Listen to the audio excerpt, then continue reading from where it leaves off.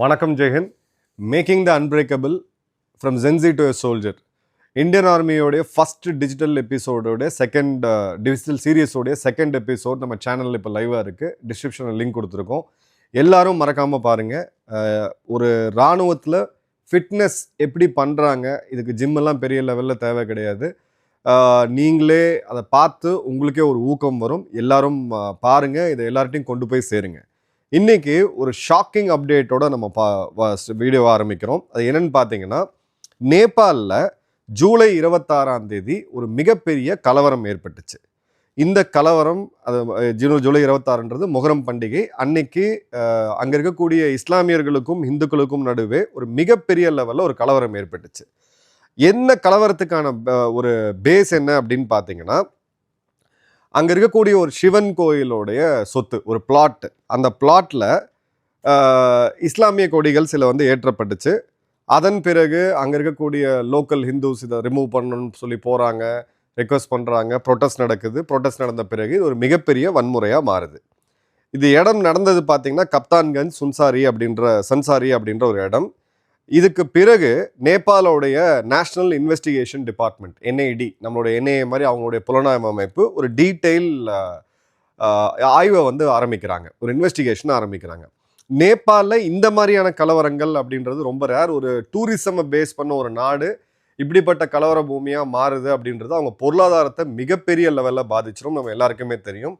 So tourism base கண்ட்ரீஸில் ஜென்ரலாக இந்த மாதிரியான பிரச்சனைகள் வராது, அதை வரவும் விட மாட்டாங்க. இதை மீறி இது எப்படி நடந்துச்சு அப்படின்னு பார்க்கும் பொழுது இதில் ஐஎஸ்ஐயோடைய நேரடி தொடர்பு இருக்கிறது இப்போ தெரிய வந்திருக்கு. ஸோ பாகிஸ்தானோட உளவமைப்பு ஐஎஸ்ஐ நேபாளில் இந்துக்களுக்கும் முஸ்லீம்களுக்கும் நடுவே ஒரு பெரிய கலவரத்தை உண்டு பண்ண முற்பட்டிருக்காங்க. அந்த கலவரத்தை உண்டும் பண்ணியிருக்கிறாங்க. இதில் ஒரு டீட்டெயில் போய் பார்க்கும் பொழுது நிறைய விஷயம் கொஞ்சம் ஷாக்கிங்காக இருக்குது. நம்ம எந்த அளவுக்கு உஷாராக இருக்கணும் அப்படின்றதையும் இங்கே சொல்லுது. இது என்னன்னு பார்த்தீங்கன்னா, இந்த கன்வாரியா யாத்திரைன்னு சொல்லுவாங்க. அதாவது சிவனுக்கு அந்த டைமில் இது வடக்கில் இருக்கக்கூடிய மாநிலங்கள் நேபாளெல்லாம் பார்த்தீங்கன்னா சாரசாரியாக லட்சக்கணக்கான மக்கள் நடந்தே போய் அந்த ஹரித்வார் போன்ற அந்த தலங்களில் போய் வழிபாடு பண்ணுவாங்க. இப்போது இதை சரவன் பில்கிரிமேஜ் ரிச்சுவல் அப்படின்னு சொல்லுவாங்க. சரவன் மந்த் அப்படின்றது நம்மளுடைய ஆடி மாதத்தை குறிக்குது. ஆடி மாதம் அப்படின்னாலே நமக்கு அந்த இறை வழிபாடு, நம்ம இதில் பார்த்திங்கன்னா அம்மனுக்கு கூழ் ஊற்றுறது போன்ற பல விஷயங்களை நம்ம முன்னெடுப்போம். நிறையா கோயில் திருவிழாக்கள் நடக்கும், அதே ட்ரெடிஷன். ஆனால் அந்த பேர் மட்டும் வேறு மாதிரி இருக்கும். இப்போ இந்த இடத்துல இந்த கொடி வச்ச இந்த பிரச்சனை பேச்சுவார்த்தை போயிட்டு இருக்கும்போது இந்த மாதிரி சின்ன சின்ன ஒரு டிப் ஆஃப்லாம் பார்த்தீங்கன்னா ஒரு ஷோல்டர் ரப்பிங்லாம் எல்லா இடத்துலையுமே நடக்கும். அப்போ அங்கே இருக்கக்கூடிய ஒரு எலக்ட்ரிக்கல் போர்டோட எம்ப்ளாயி நசீம் அப்படின்றவர் இந்த எலக்ட்ரிசிட்டி கனெக்ஷனை டிஸ்கனெக்ட் பண்ணுறாரு. உடனே இருளான பிறகு யார் என்ன தாக்குறாங்க அப்படின்னு தெரியாமல் ஒரு மிகப்பெரிய லெவலில் வயலன்ஸ் நடக்குது. பிறகு போலீஸ் துறை வராங்க, துப்பாக்கி சூடு நடத்தக்கூடிய அளவுக்கு போய் கிட்டத்தட்ட 20-25 பேருக்கும் அதிகமாக காயப்படுறாங்க. நல்ல வேளை உயிரிழப்பு எதுவும் பெரிய லெவல் இல்லை. அதன் பிறகு நேஷ்னல் இன்வெஸ்டிகேட்டிவ் டிபார்ட்மெண்ட் இவங்களோட என்ஐடி இந்த புலனாய்வை ஸ்டார்ட் பண்ணுறாங்க. ஸ்டார்ட் பண்ணும்பொழுது இந்த குறிப்பிட்ட இந்த கலவரத்துக்கு ஃபாரின் ஃபண்டிங் ஒரு மிக முக்கியமான காரணமாக இருந்திருக்கு. துருக்கி, கத்தார், குவைத், சவுதி மற்றும் யுஏஇ இங்கிருந்து லட்சக்கணக்கான பணம் நேபாளுக்குள்ளே வந்திருக்கு. அந்த பணம் இதில் டைரெக்டாக இன்வால்வ் ஆகிருக்கு அப்படின்றதான் இந்த ஃபஸ்ட்டு கட்ட ஒரு புலனாய்வில் அவங்களுக்கு தெரிய வந்திருக்கு. இப்போது இதில் நம்ம இடத்த அவங்க சூஸ் பண்ண இடம் கப்தான்கஞ்ச் அப்படின்றது ஒரு ஸ்ட்ராட்டஜிக்கான வல்னரபிளாக இருக்கக்கூடிய பிளேஸ். இந்தியா நேபாளுக்கு நேபாள் எல்லையில் இருக்கக்கூடிய ஒரு ஓப்பன் பார்டர். அங்கே என்ன பிரச்சனை நடந்தாலும் இந்தியாவில் அந்த தாக்கம் இருக்கும், இந்தியாவில் என்ன பிரச்சனை நடந்தாலும் அங்கே தாக்கம் இருக்கும். ஸோ இது ஒரு எல்லை மாநிலம் அப்படின்றத மாவட்டம் அப்படின்றத மறந்துட முடியாது. இதில் ஓப்பன் பார்டரும் இருக்குது. இந்தியா நேபாளில் ரொம்ப நமக்கு ஒரு ஃப்ரெண்ட்லியான ஒரு கண்ட்ரி. அங்கே போய் பெருசாக வேலி அமைக்கணுன்ற அவசியம் இல்லை. அதன் பிறகு பார்த்தீங்க அப்படின்னா இந்த ஃபாரின் ஃபண்டிங் அங்கே இருக்கக்கூடிய ரிலீஜியஸ் இன்ஸ்டிடியூஷனுக்கு அதன் பிறகு இந்த குறிப்பிட்ட ஏரியாவில் இந்த கலவரத்தை உண்டு பண்ணுறதுக்கான வேலைகளை அவங்க முன்னெடுத்திருக்காங்க அப்படின்னு தெரியுது. இப்போது இதில் கிராஸ் பார்டர் மூமெண்ட்டு, அப்புறம் வெளியிலேருந்து வந்திருக்கக்கூடிய கிளரிக்ஸு, இந்த பார்டர் டிஸ்ட்ரிக்ஸில் அவங்க எங்கே எய்ம் பண்ணுறாங்க. இந்த பார்டர் டிஸ்ட்ரிக்டில் டிஸ்டர்ப் ஆச்சு அப்படின்னா இந்தியாவுக்கும் நேபாளுக்கும் பிரச்சனை வரும். இந்தியர்களுக்கு எதிரான அந்த கோபம் அப்படின்றது நேபாளில் அதிகமாகும். ஏன்னா இங்கே மதம் சம்மந்தப்பட்டிருக்கு, ரிலிஜன் சம்மந்தப்பட்டிருக்கு. ஸோ இந்த இடத்துல ஒரு முக்கியமான ஆள் இது யாருன்னு பார்த்தீங்கன்னா மௌலானா முகமது இலியாஸ் குமன். இந்த மௌலானா மதகுரு யாருன்னு பார்த்தீங்கன்னா துருக்கியில் பேஸ் பண்ணப்பட்ட ஒரு ஆள். நேபாளில் வராப்பில் நேபாளில் வந்து திவான்கஞ்ச் அப்படின்ற இடத்துல தங்குறாரு. அங்கே இருக்கக்கூடிய local religious leader Mufti Abu Bakri Qasmi அப்படின்றவர் கூட. அதன் பிறகு இவர் அங்கே இருக்கக்கூடிய பல இடங்களுக்கு வந்து ட்ராவல் பண்ணுறாப்புல. இது எல்லாமே பார்டர் டிஸ்ட்ரிக்ஸு. பிராத்நகர், ரவுத்தாஹத், நேபால்கஞ்ச், கபில் வஸ்து இது எல்லாமே இந்திய எல்லையில் ஒட்டியிருக்கக்கூடிய இடங்கள்.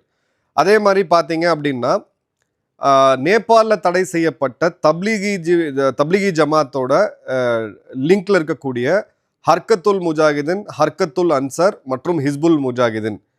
இப்போ அவங்க என்ஐடியோட ரிப்போர்ட் எடுத்து பார்த்தீங்க அப்படின்னா இந்த குமன் துருக்கியிலிருந்து வந்தவர் ஒரு ப்ராமினன்ட்டான மெம்பர் தப்லீகி ஜமாத்தோட.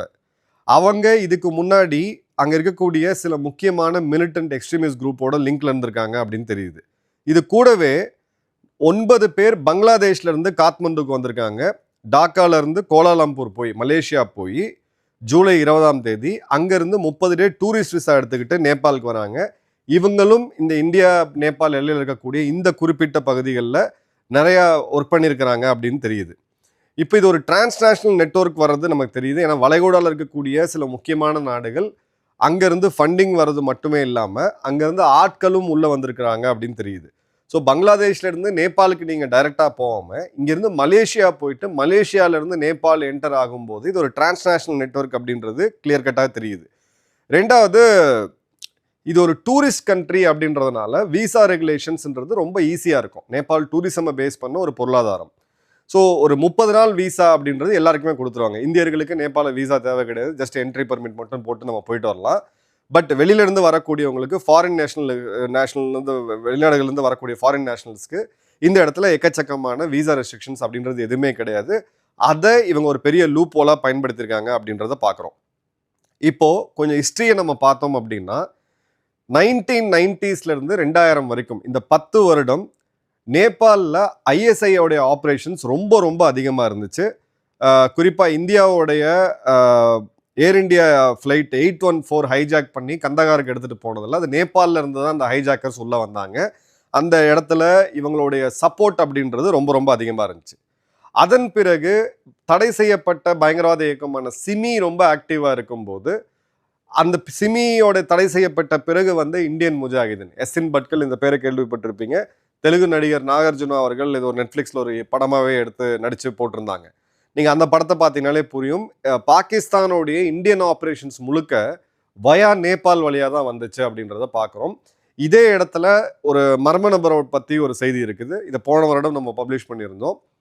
இந்த ஹைஜாக்கிங்கில் சம்மந்தப்பட்டிருந்த ஒரு மிக முக்கியமான பாகிஸ்தானுடைய அதிகாரி, கர்னல் ரேங்க்ல இருந்த அதிகாரி ரிட்டையர் ஆகிட்டு அவருக்கு வந்து திடீர்னு லிங்க்டின்லேருந்து ஒரு மெசேஜ் வருது. நாங்கள் வந்து உங்களுக்கு கிட்டத்தட்ட $8000 உங்களுக்கு நாங்கள் மாத வருமானமாக நாங்கள் தரோம். உங்களுக்கு வந்து ஃபேமிலி கோட்டஸு, கார் எல்லாமே தரோம்.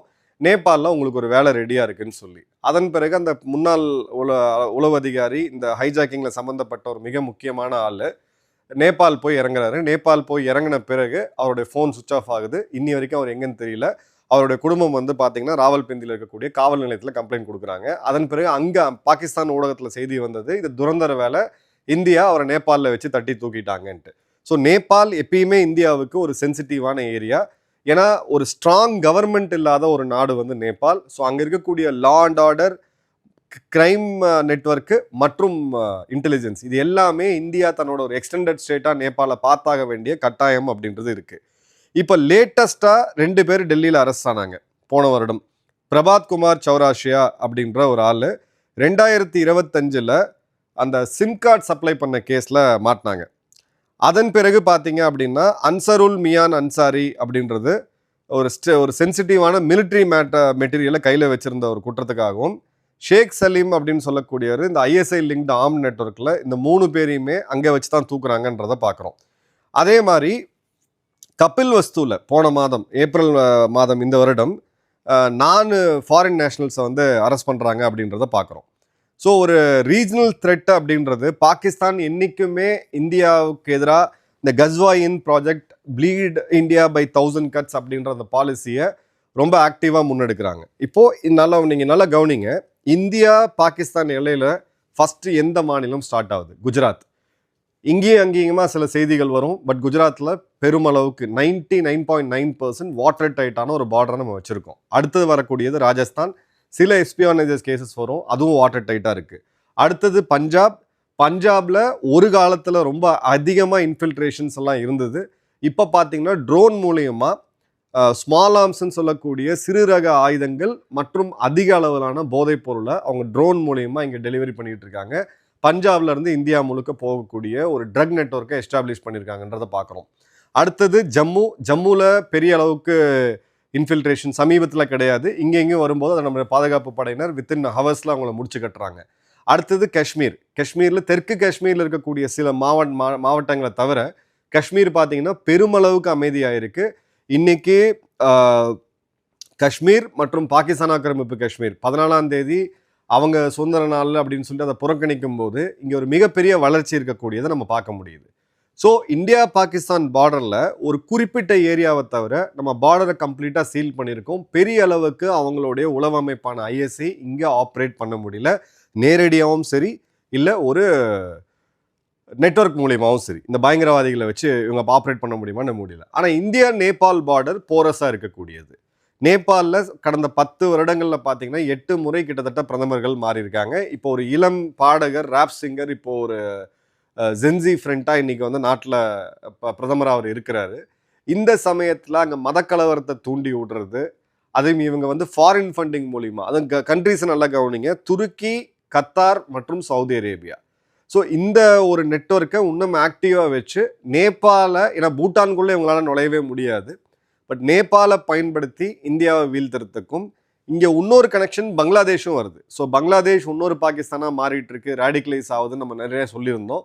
இந்த கனெக்ஷன்லாம் எடுத்து பார்க்கும்போது இவங்க நேபாளை பயன்படுத்தி இந்தியாவில் ஒரு மத கலவரத்தை உண்டு பண்ணணும், இல்லை இந்தியாவில் அவங்களுக்கு நமக்கு வந்து இங்கே இருக்கக்கூடிய ஸ்டெபிலிட்டியை கொலாப்ஸ் பண்ணணும் அப்படின்னு சொல்கிறது கிளியர் கட்டாகவே இவங்களோட இன்வெஸ்டிகேட்டிவ் ரிப்போர்ட்டில் வெளியில் வந்திருக்கு. அந்த கம்ப்ளீட் சார்ஜ் ஷீட் வரும்போது இதை பற்றி நம்ம டீட்டெயிலாக பேசுவோம்.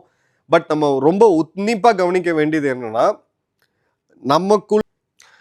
நமக்குள்ள 1000 டிஃப்ரென்சஸ் இருக்கலாம், மதங்களுக்குள்ள டிஃப்ரென்சஸ் இருக்கலாம், பட் இந்த சமூக ஊடகங்களில் வரக்கூடிய செய்திகளில் நம்ம உடனே அதுவும் மத ரீதியான வீடியோஸு, டீஃபேக் நிறையா இருக்குது, பழைய வீடியோஸை திரும்ப சுத்த வருதுன்னு சொல்லி எதிரிகள் ரொம்ப அலர்ட்டாக இருக்கிறாங்க. இந்த இடத்துல நாம் அதை விட ரொம்ப அலர்ட்டாக இருக்க வேண்டியது ரொம்ப ரொம்ப முக்கியமான விஷயம். மத ரீதியான சென்டிமெண்டலான விஷயங்களில் தயவு செய்து தவறான பதிவில் போடாதீங்க, தவறான பதிவுகளை ஷேரும் பண்ணாதீங்க. நன்றி, வணக்கம், ஜெய்ஹிந்த்.